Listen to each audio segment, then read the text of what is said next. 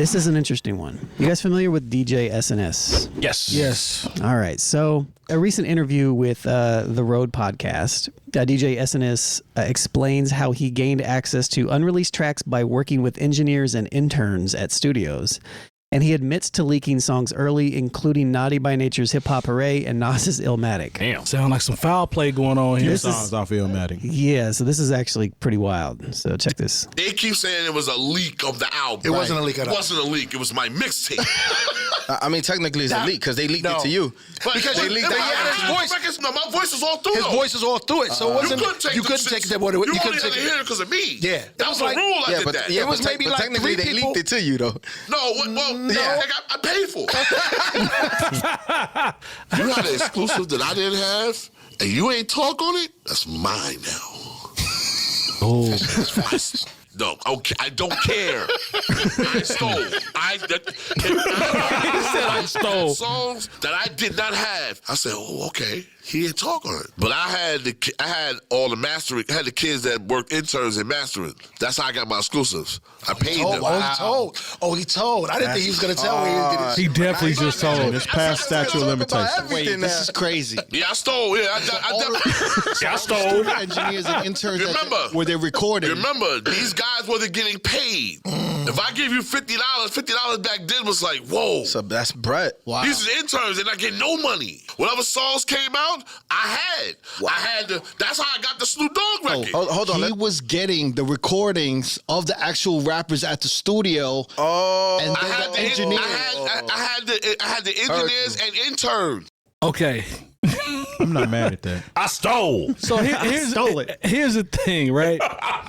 First of all, I respect him for saying that when he got the records, he talked all over them. Yeah. That's dope. That's why I said I'm not That's mad what you're at supposed to do. So I love that part. That's dope. Now, being an engineer back then, I don't know what that was like, but I can understand what he's saying as it relates to the $50. He's talking about interns. He's not talking about interns. But them having access to go get to the masters well, those are for $50? Yeah, well, that's what it was. I mean, they interns to the studios. I mean, back then you had to send early 90s. You had to send everything, so he might even be getting stems. They probably were on DAX. That's what I was about to say. Stems too. Yeah, they can probably that's crazy, tape reels bro. and stuff, because this is before the digital era. So, yo, that's crazy to get good crispy recordings like that on the low. Look. That's different. And the statute of limitations is out there because he's way like, I stole. I stole. Yeah, it's way up. Yeah, He went further. If they came with him, they'd have to get everybody else too. Yeah, he actually went further in that interview, speaking on when the Nas album dropped and it got 5 mics, how it didn't sell platinum like they expected it to do. Yeah. And they blamed it on him leaking some of the songs. I think he had like maybe 3 or 4 songs on his mix. On a 9-song that's album. A lot on that album. That's a big deal. Yeah. But like you said, he talked over it. So even if I had that mixtape, me personally, I would go get the authentic. I'ma still want the real one. Yeah. They were upset because it didn't go platinum, it went gold. And so he was getting in trouble or getting flack from that. But look, I'm with Terry on that. I want the real one. I still want the real one. Yeah. Look, I'm just saying, like, when I used to do my little mixtape thing. You stole?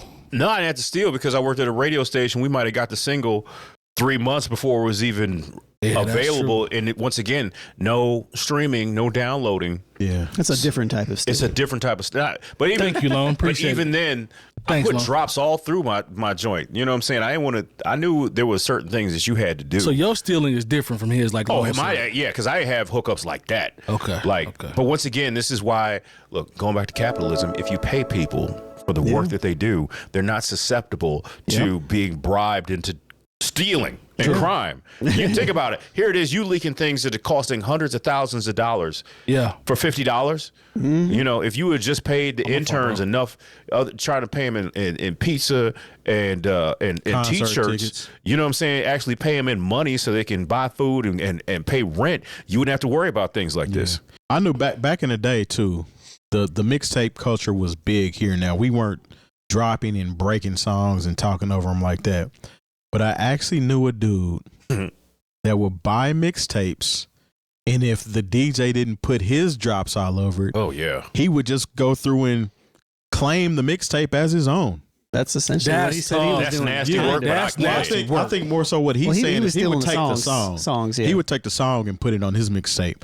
This dude was literally taking a whole The whole mixtape mixtape. and just putting his drop behind another DJ's mixtape. That's tough. Yeah, that's nasty. This a dirty game. Look, that's I remember dirty work right when there. when I was still in St. Louis, I went to a club one night with some friends, and the dude who was like warming up, like all of a sudden I hear my mixtape being played from front to back, and with the drops in it. They didn't even care. Before I start DJing, check this out. I hired a DJ to DJ a party. Mm-hmm. He's supposed to be DJing. Mm-hmm. And one of my friends was like, man, this sounds familiar. One of your cadence tapes? It wasn't. Nah, this is before I was DJing. Oh, Remember, before. I hired him for a party. Got you. My buddy's like, he's like, hey, man, I feel like I've heard this mix before. So I go up there. I'm like, really? He's like, yeah, such and such is going to come next. It came next. I'm like, hold on, man. So I went up to the DJ. I'm like, hey, are you playing a mixtape?